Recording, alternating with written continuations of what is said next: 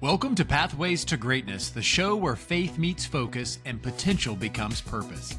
I'm your host, Jeff Forrester, mental performance coach, speaker, and believer that greatness begins within.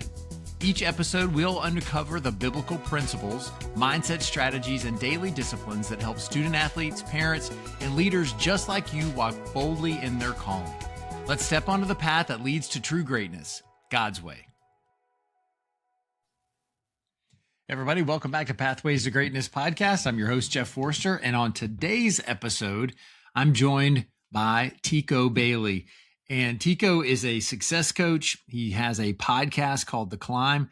And what's really exciting is he has a book that's coming out in mid-February of 2026, and that title is Awakening the Hero Within. And this was a great conversation. I really enjoyed it. We navigate his would you rather questions and answers. We navigate tactics and things on how to break generational challenges.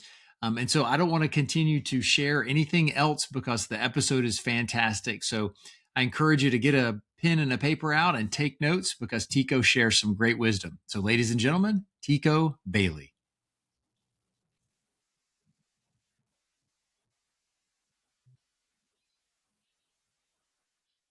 Yep, exactly. So everybody, Teko Bailey. And I'm really excited to talk to you today. And then again, I just love how guests just find their way onto the show. And Teko has his own show, and I'm sure he finds that. It's like, I'm not sure how we got connected, but I know I'm glad that we did get connected. I mean, I know how we got connected, but overall, sometimes people just come together and I'll be curious. I'll ask the question to you is that I appreciate these conversations with people that most likely, if I didn't have a podcast, I would have never had a conversation or wouldn't have it to the extent that I have.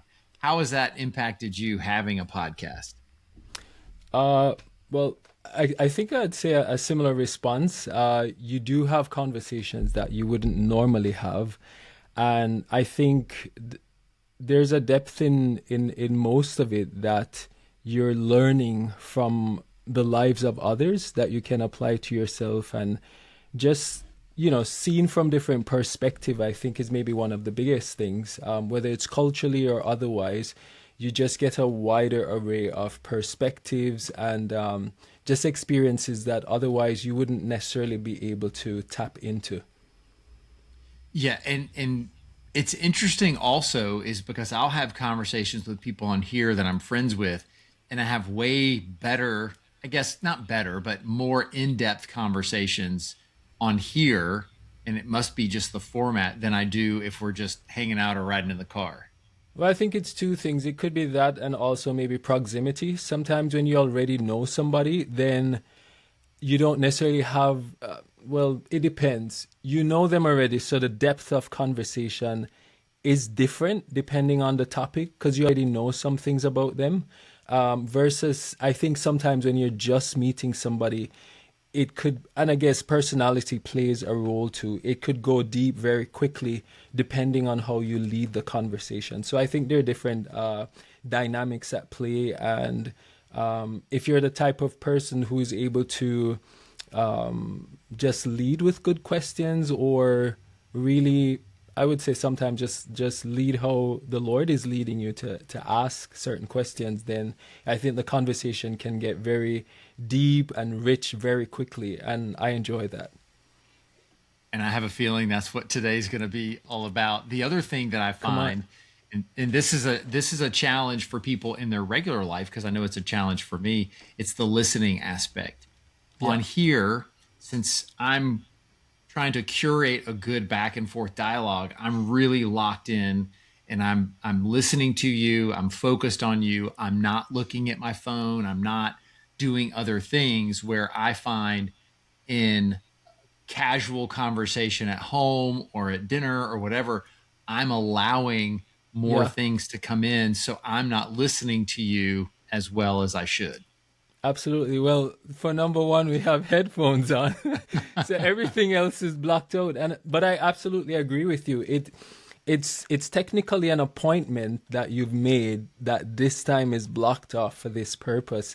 And I think we could borrow some of those principles to apply to different areas in our lives. I know I could use some more of that in my own parenting, where, you're either hanging with the kids or doing something intentional with them, but in the back of your head, there's something else that you're saying sometimes, oh my gosh, I didn't get to finish this, or maybe thinking ahead of like, oh, I need to finish this quickly so I can do the next thing. So I agree with you. The intentionality and the focus that goes into this, it's much, I would say, deeper than some of the, I guess you could call maybe mundane or regular connections or things that you normally do. I have to make a note because we're going to go deep, and I like to go where it leads, but I also want to get into my fun part of all my episodes. Come on. Otherwise I'll miss it. So, before I get started, I'll give you a proper introduction, but I always like to play a game called Would You Rather. Yeah. Are you ready? Let's go. Okay. So would you rather go forward 100 years or go back 100 years? Oh, that's a good question. Whew. Well, with what AI is showing me right now, it feels scary going forward 100 years. But I think maybe backward 100 years, just to kind of live through some of the experiences that people had back then, and just see, even though movies and other things show you what's happening, I think I'd love to go backward 100 years. I think it's a time in life that was much slower, and I think you could just do life differently. I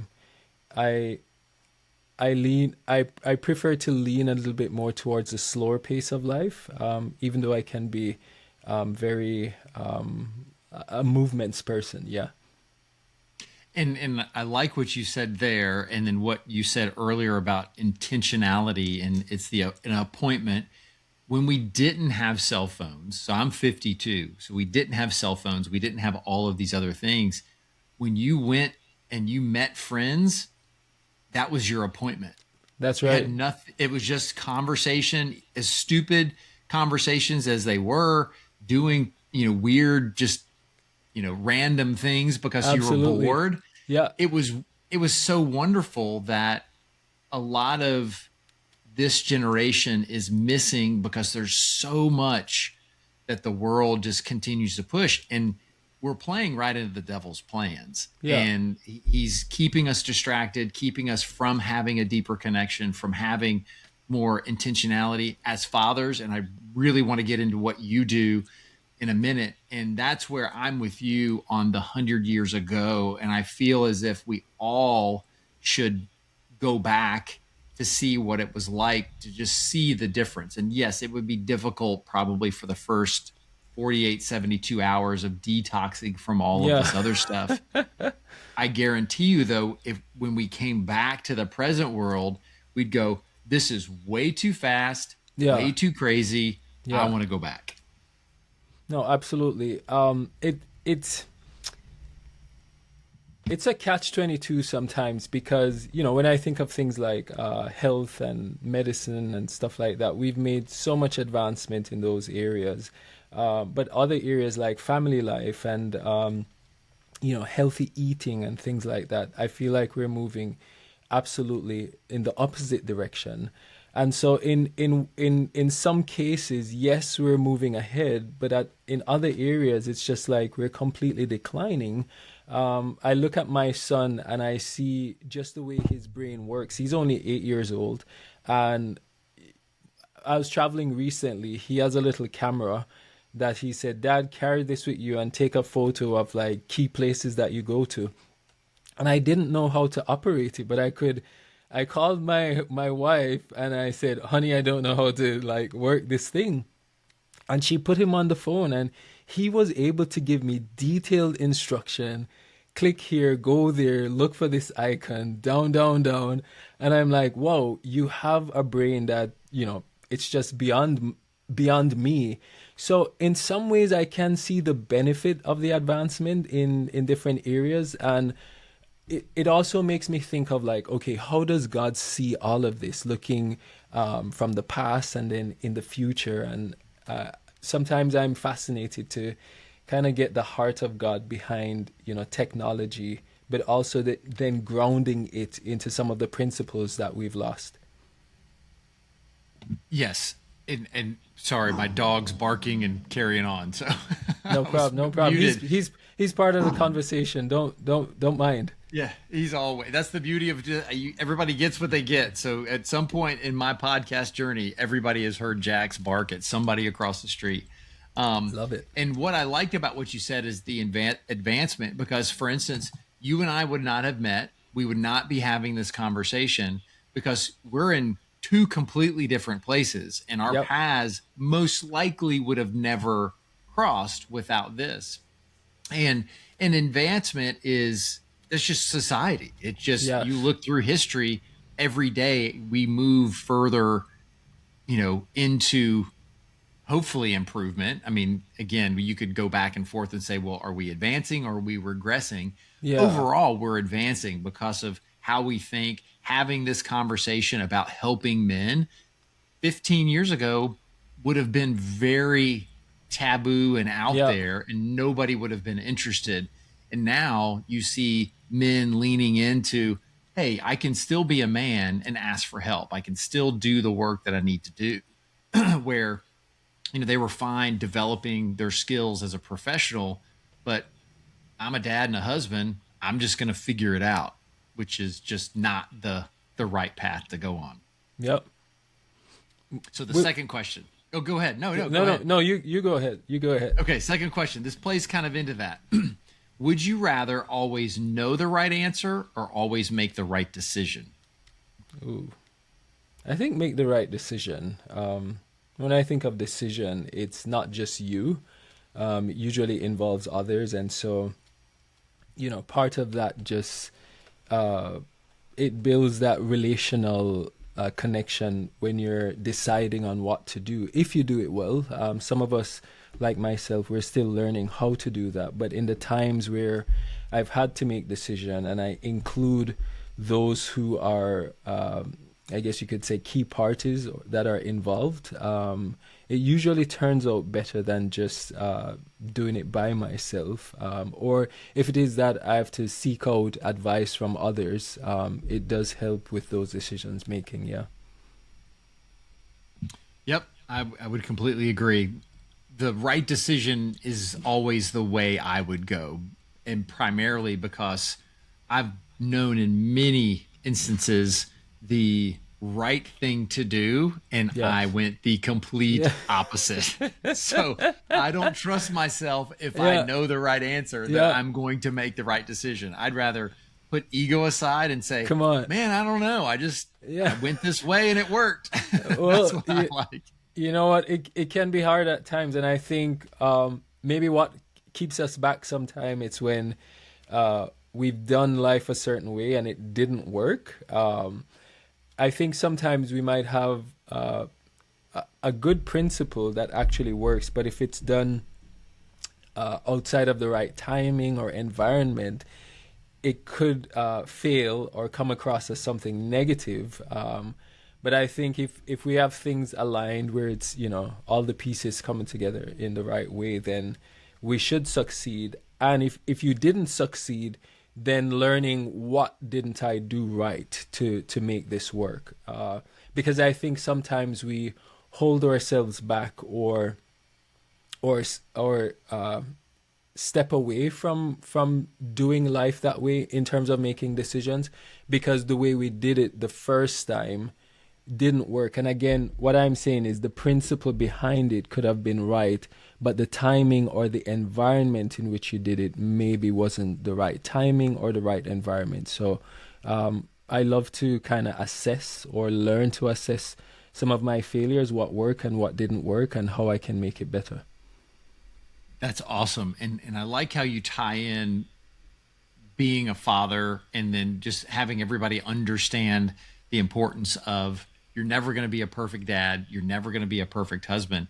But it's the part that Teko shared that I want the audience to really hear but it's assessing, it's evaluating, it's saying, okay, why did I react that way when my kid left their sock on the floor? Yep. It's not about the sock. Most likely, it's not about That's the right. sock. You could be tired. You could be aggravated for something that you brought in from work or from somebody cut you off in traffic and just made you angry, whatever. Oh But then yeah. your poor child or your wife They is the get the one end of that it. gets, yes. And then you go, let me figure out that was a Yeah. very that Unlike response me. did not match. Yeah. No, that's so right. That's so true. So that's where making the right decision would be great. Come Okay, so on. the next one, this may be, Tico, one of the hardest. So Yeah. be prepared. Would you Come on. rather have pizza or tacos? Ooh, very hard. Let's go with pizza. Let's go with pizza. I think, my boys love pizza and I love pizza. I think my family in general like pizza. We maybe just haven't explored taco enough. My wife tends to be more of a foodie, so she pulls us out into new areas. But I think pizza is one of the family favorites, and you can just add your toppings, what you like, take off what you don't like, keep it plain or stack it on. Give me a regular crust with maybe like a Hawaiian pizza, and I'm good to go. Oh, okay. So that approached the "Are you okay with pineapple or not" on the Yeah, pizza. Some yep. people are just not okay. No, give it to me. It's all good. Yep, I'm with you. As long as I can eat it, I'll put it on the pizza. I'm not an Come on. anchovy guy, but I'll, No, I'll no, go with no. just Take off the anchovies. I'm not there either. Nope. yeah. Some people are just psychopaths that like anchovies.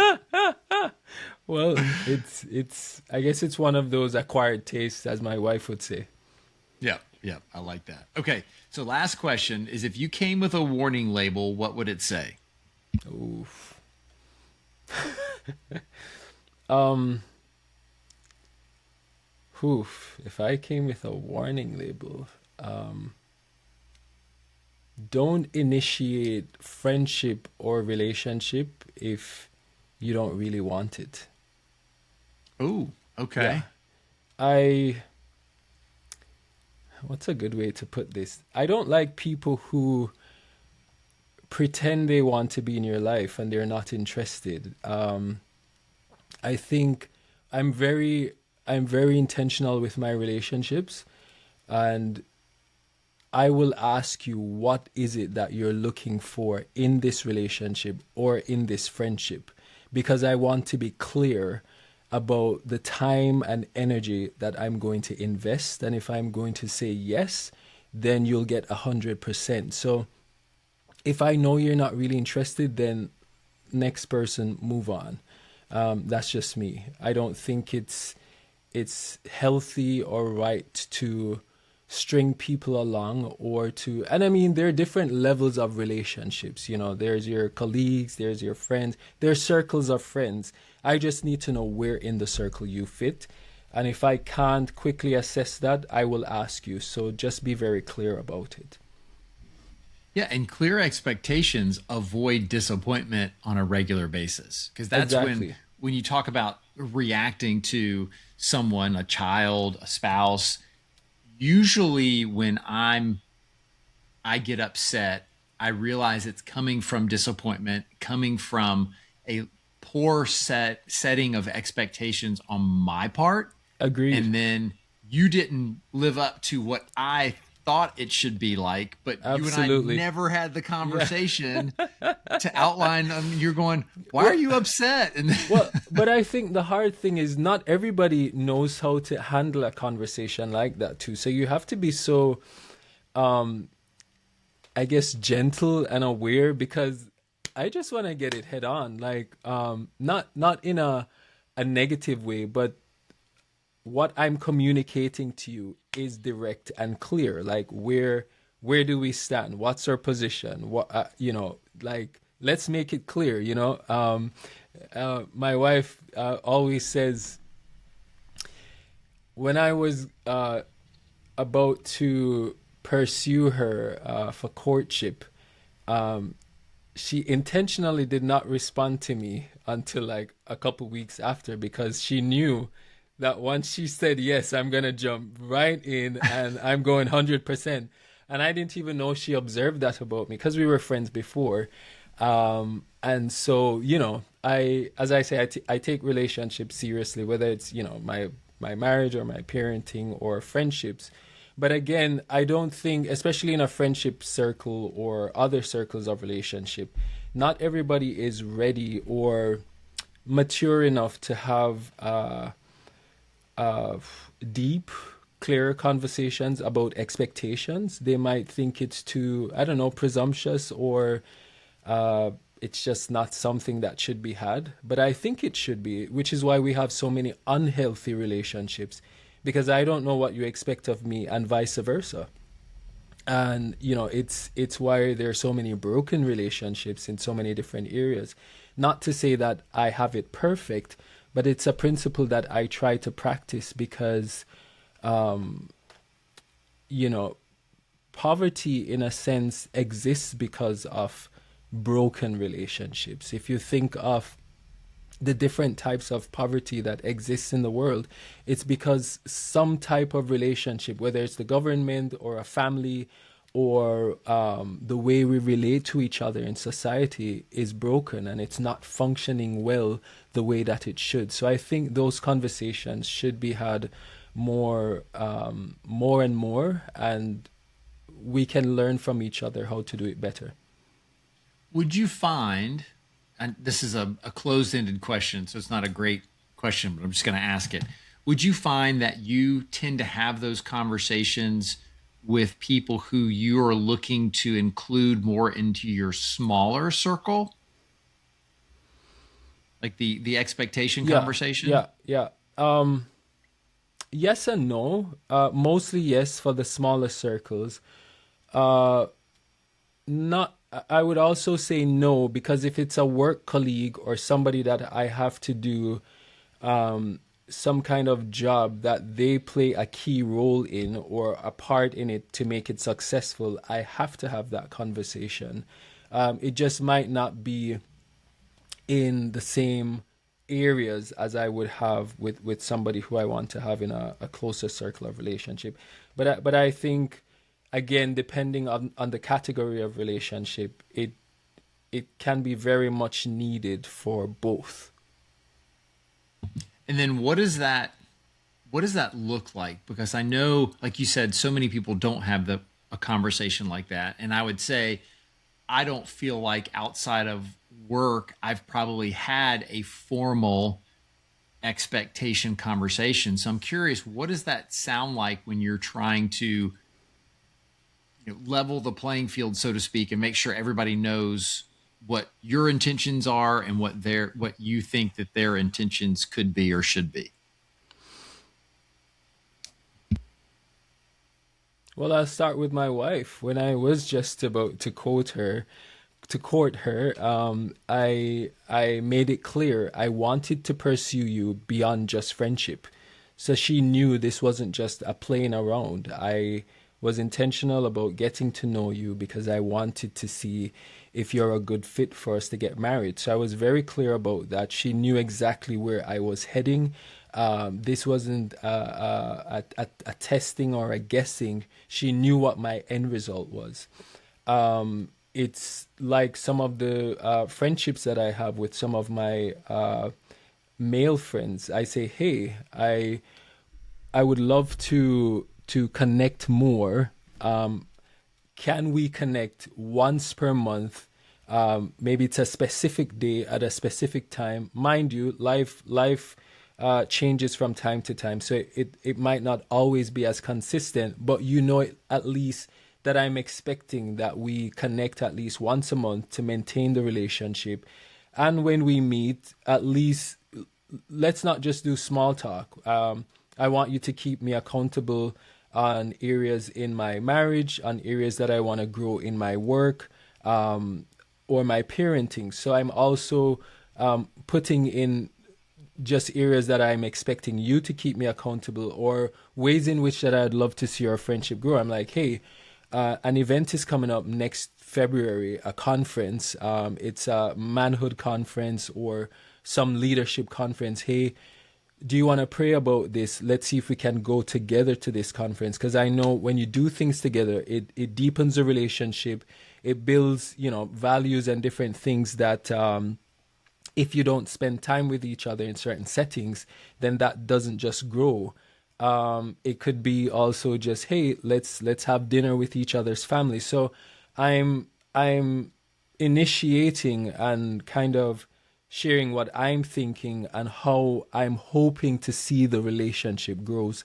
You don't always get the response that you're expecting, and so you adjust, and then you hope that with time, people would see the need for the things that you value. There are some relationships that over time, if you realize your values are so different, then you may be slowly moving apart. And I'm not afraid to say, hey, this is not working, and I'm not going to invest as much time.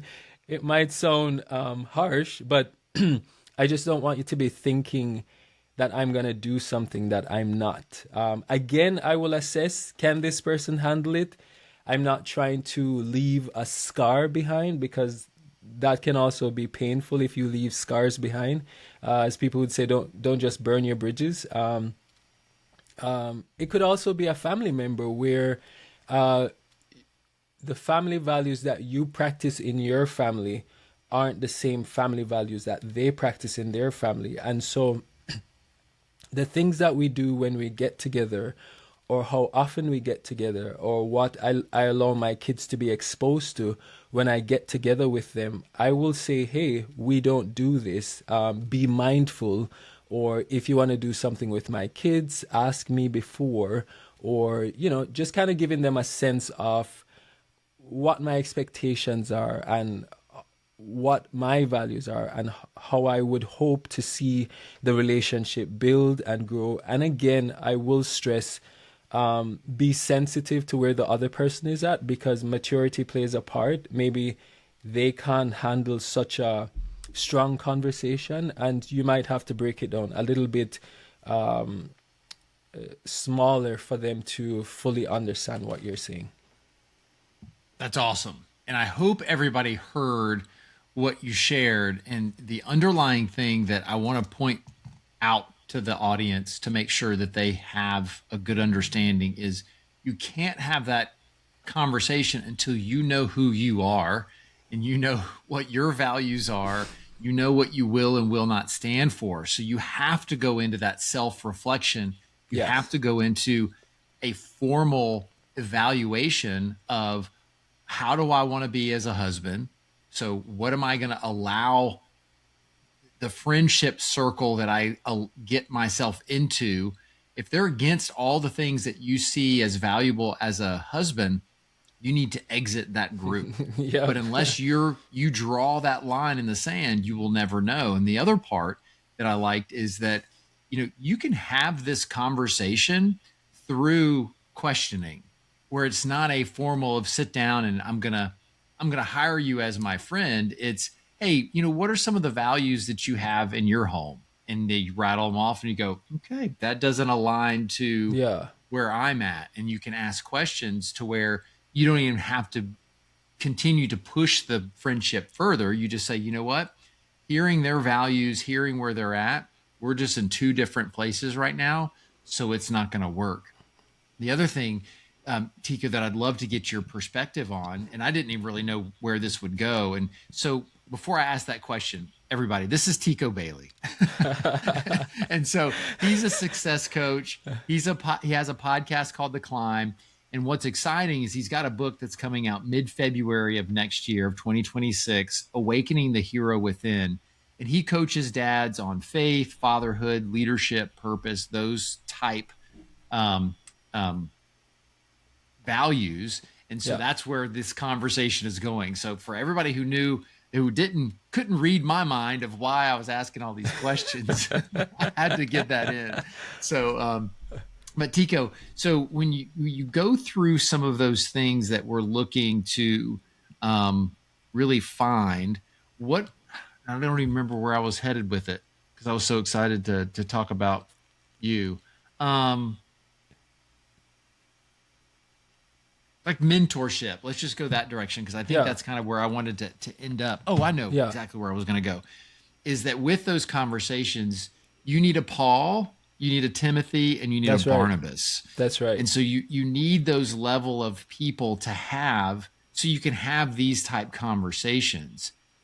So give us a brief idea of, and for those who don't know the Paul, Timothy, Barnabas analogy, go into that for them. And I mean, I can, but I'd love to hear your perspective as well. Well, I think it's just on a few different levels, generational. Paul was older, and teaching Timothy some of the things that he needed to learn, and Timothy kind of passed that on. But also always training up somebody who can run with the vision and learn from you to carry on what you've been taught. And in that case, it was more just how the Lord or the Holy Spirit was leading Paul to minister to places like Corinth and other places that was mentioned in the Bible. And he knew he wouldn't be around to do everything. And so he had to sort of multiply himself to get the word out. And so I think that intergenerational overlapping of teaching and training up someone else is always a good model to follow. Um, but just hit me back with the question again in relation to mentorship.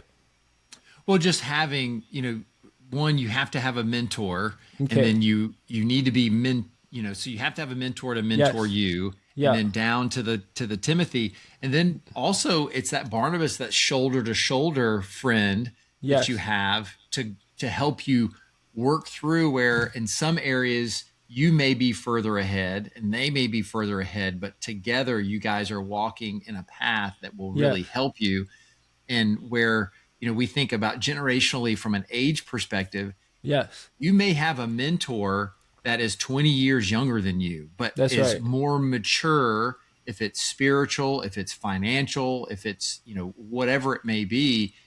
Don't just assign age to that process. Correct. I think John Maxwell talked about that a little bit too in his book 360-degree leadership.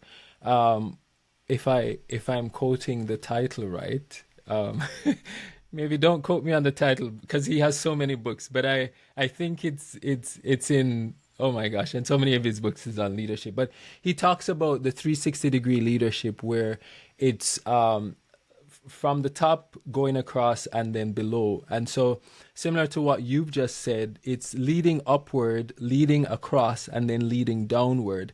And it doesn't necessarily always mean it's a age thing where the most mature person is the oldest person in the room.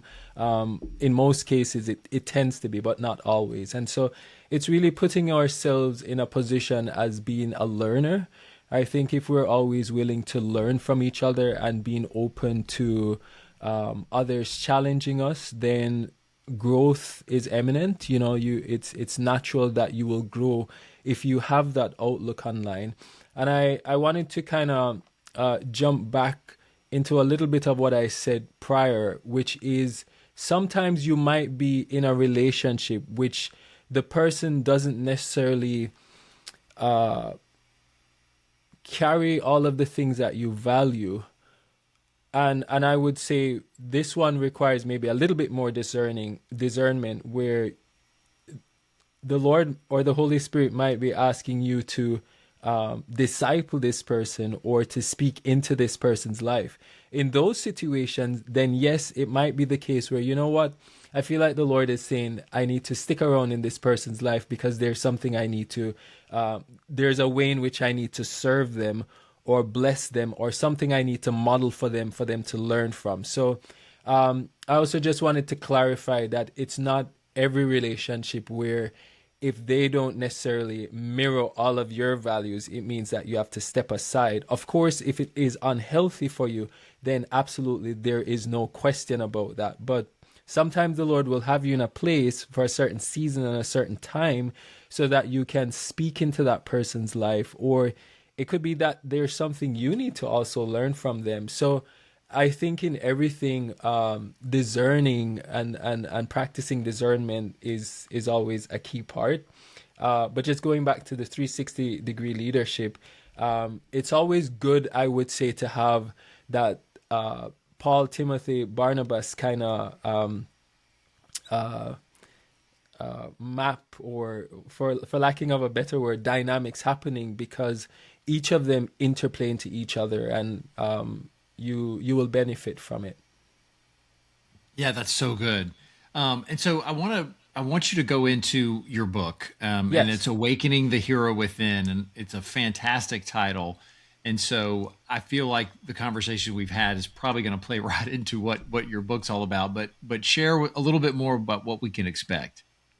Well, awakening the hero within really came from a time where I was maybe in my late teens, going into early 20s. I'd just kind of in my first going into second year of university, and just kind of struggling to find out more about manhood and some of those areas in your manhood journey that you would hope you'd have learned from your dad, or other male in your life. And I think, just even though my father was there, he didn't quite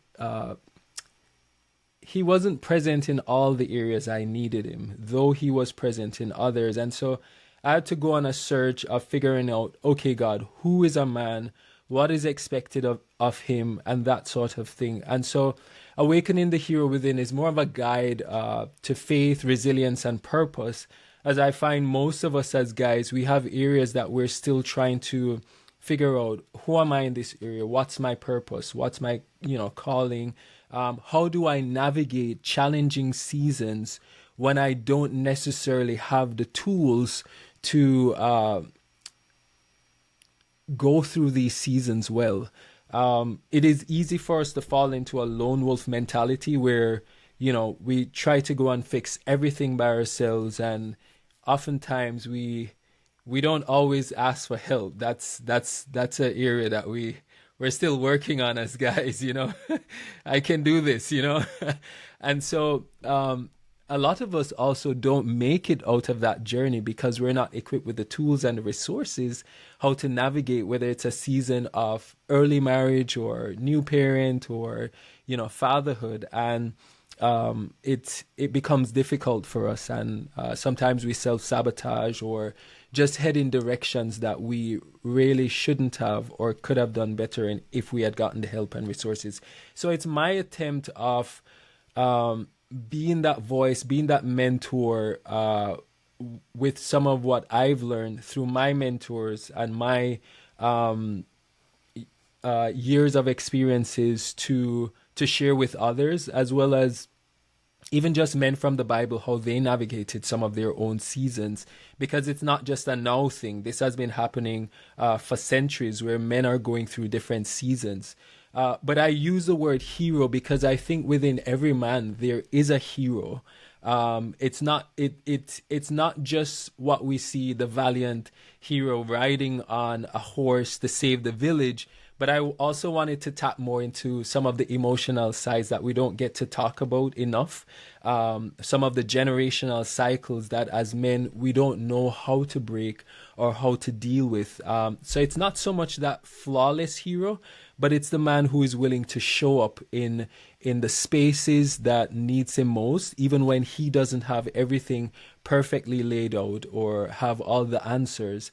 And it's the guy who is willing to be vulnerable and say, this is where I'm hurting and this is where I need help, because not all of us grew up with the language to communicate that. And so it's hard for us to have those conversations when we don't even know the language of how to communicate what we want to say. See, and that is just absolute gold. And again, I want to bring the audience's attention back to it, is that you're where you're at, usually by no fault of your own. It's just that cycle, like you said, is what you saw is what you continue to do. And then you use the word self-sabotage. It's unbelievable how we do that to ourselves time and time again. Yep. And we allow it. Like, we know, back to the, are you doing the right question or the right answer or making the right decision, is that we know what we should be doing, but we purposefully go the opposite direction for whatever reason that may be. So when you think about that, the phrase of breaking that generational cycle that exists. And that's a deep, deep conversation. So I want to scratch the surface of Yeah. if there's somebody out there that is experiencing that, they've realized, because that you have to realize that you're in that generational cycle, but they want to Yes. break it. What would you say is one simple step that they can start today? Because again, I want this podcast to be application based, as you can have Come all on. this wonderful information, but if you don't put it into play today, thank you Absolutely. for listening. But Absolutely. Yeah. Come on. so what is one thing that I can do or somebody can do to help break start to break the generational cycle? Yeah. Well, a fundamental step that I would always say is pray about whatever the situation is. And if you don't know how to pray, find somebody who does and pray with them. But I think of things like anger. I know a lot of us as men struggle with anger, especially as fathers when it comes to disciplinary action and being authoritative in the home, but doing that in a way that is considerate and sensitive to the needs of your kids and your family. It can be hard sometimes to direct your kids when you don't feel like they're listening to you or listening to you quickly enough, and doing exactly what you said, because oftentimes we see it as a reflection of who we are, not the fact that they are learning or growing in this area, which is often the case. And so we want to control things. And so it's easy to jump in or trigger that anger emotion where we're sometimes still learning how to control that. So in the area of anger, I would say one way you can break that cycle is find another guy who can keep you accountable, where he can say, check in. You can say to him, check in with me twice every month. So every 2 weeks on a Friday, if you want to be very specific, at 8 p.m. or 9 p.m. when the kids are asleep and you can actually talk. So check in with me. Let's have a 15-minute call. And you ask me, how was my week this week with my kids and in the area of anger? How did I treat my family? How did I treat my wife? How did I treat my children as I communicated with them? And you set the goals in terms of how you want to grow and the pace that you want to grow at in that area. If you want to take it another step deeper, ask your kids, ask your wife to keep you accountable, because they will they will get you right on target in the moment when you're losing it.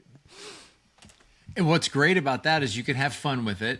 Yes. But you think about what you're teaching them. Yes. Is that dad's being accountable. Dad's asking me to take a part into it. Yeah. And like you said, is that if that person that's going to call you on it in that moment, Yeah. watch out. You're normally going to think through. So maybe instead of messing up 100% of the time, now you're at 70% or 60%. That's because right. you're so mindful every day. And then every week that goes by, that mess up is going to get less and less. The That's other right. thing that I was really excited about hearing your suggestion is, let's say you have a buddy that you're saying, okay, we're going to be accountability buddies and I need your help. Imagine what you're doing for that other person.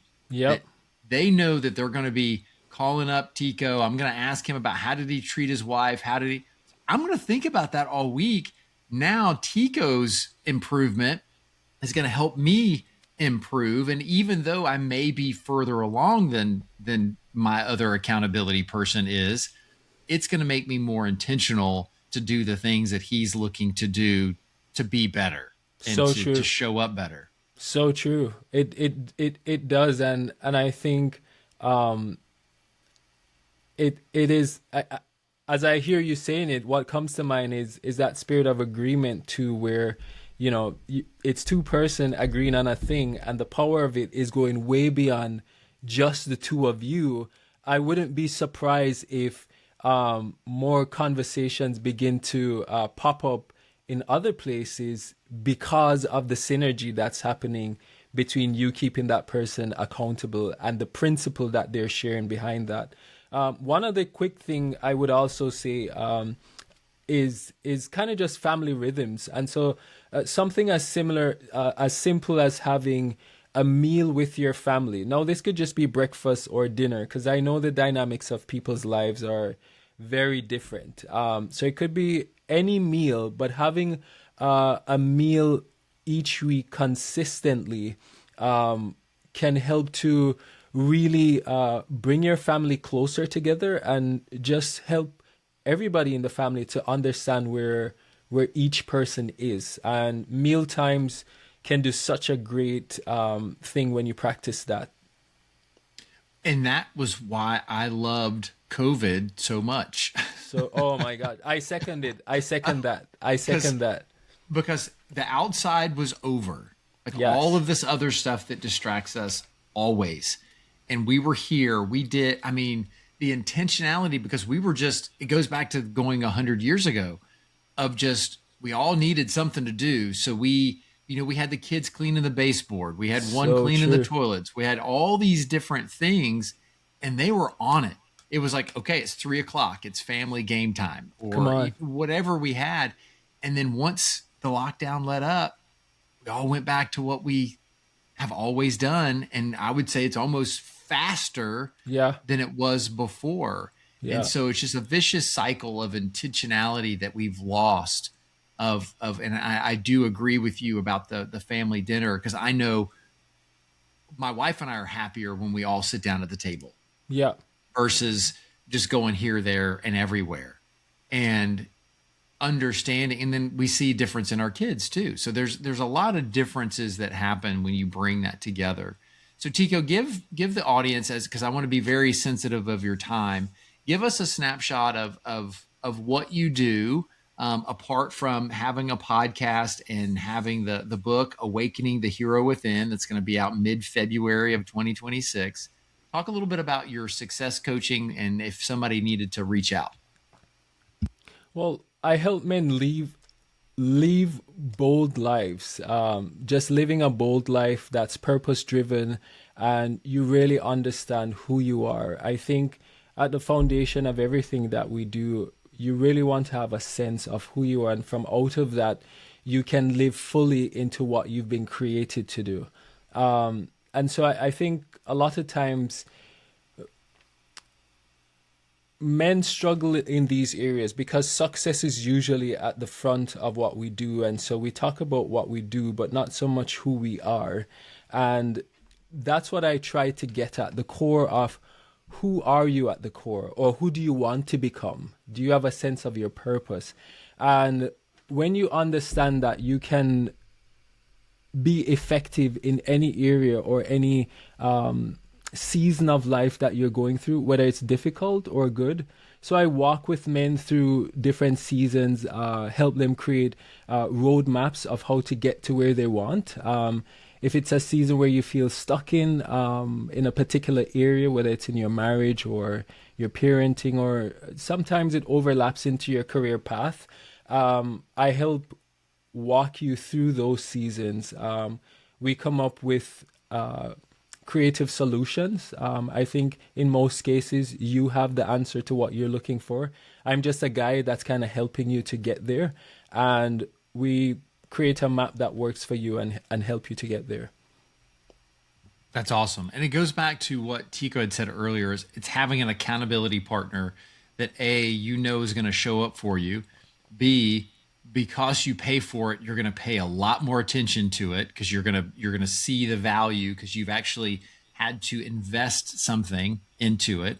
And then ultimately, is Teko's goal is your success. He's not there to poke holes into what you did. He's there to challenge you, support you, encourage you, and to see you excel and succeed in your goals. I think it's a wonderful path. And I can just tell by your demeanor that you just create a very good, safe environment for people to think through things without judgment or without, any kind of, you may critique them, but not from a judgmental standpoint.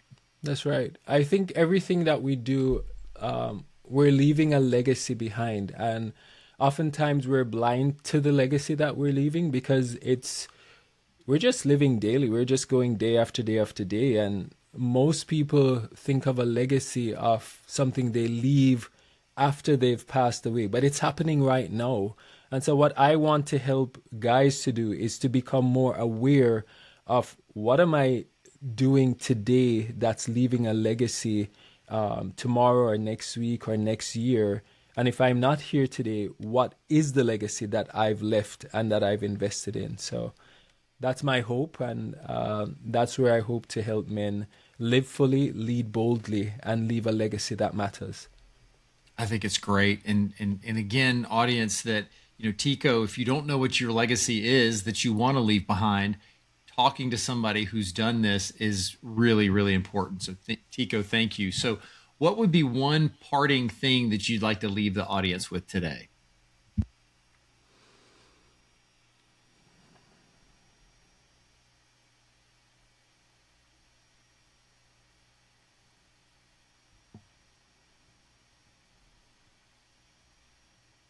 It's a Did I very lose good. you? No, no. Oh, you're thinking. here. Okay. Sorry. I know Riverside messes up. No. sometimes. You maybe have to cut some of the silence out, but no, because I know I'm speaking to people who are from different backgrounds and different seasons of life, but I think a principle that might go throughout time and age is really something that I want to leave you guys with. And it is this: whatever season you're going through, someone else has been through it before. And so just pray and ask the Lord to connect you with the right person in that season, because He knows who is equipped with the tools that you need. And yes, I can help you with that, but I'm also saying there's usually somebody out there that if you're open to it, the Lord will send them. You just have to be expecting them and be ready when they come into your life to receive what they have to give to you and bless you with. So I hope that would encourage you and be life-giving to you as you move throughout the rest of the week and finish off this year. Prepare for 2026 with that in mind. Which is crazy that 2026 is here. It is so here. How can people find and follow you? TekoBailey.com. That's TekoBailey.com. You'll also find me on Instagram at I am Teko Bailey, on YouTube, on LinkedIn, on most social media platform. Okay, that's awesome. Well, Teko, hang on a little bit after I hit stop, but I really, really enjoyed today's conversation. I've got a good page of notes of things to think about. And I just want to encourage everybody to go find and follow Teko and listen to his podcast, which is The Climb, and just continue to learn from other people and then apply it and look for your legacy and live forward. So ladies and gentlemen, Teko Bailey. Thanks, Jeff.